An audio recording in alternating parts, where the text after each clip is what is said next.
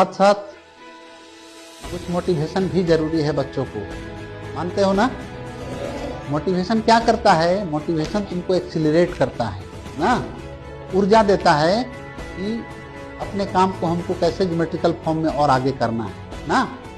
तो एक सवाल अभी है, ईमानदारी से जवाब दोगे तुम लोग, एकदम ऑनेस्टली ना।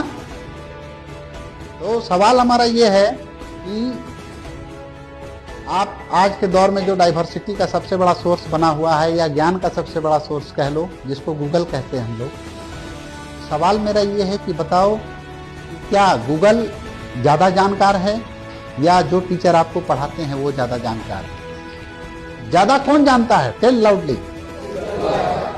गूगल ज़्यादा जानता है। अब दूसरा सवाल है मेरा कि गूगल सुपीरियर है या जो टीचर तुमको पढ़ाते हैं वो सुपीरियर हैं? जब ज़्यादा जानकार गूगल है तो गूगल ही सुपीरियर होगा। As per your opinion, as you told, तो भाई गूगल सुपीरियर होगा।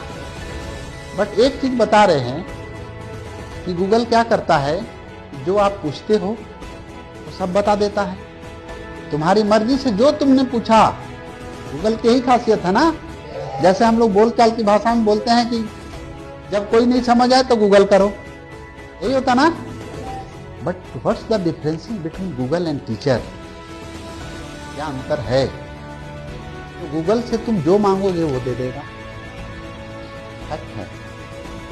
बट तुमको क्या चाहिए ये टीचर को पता हो, गूगल को नहीं।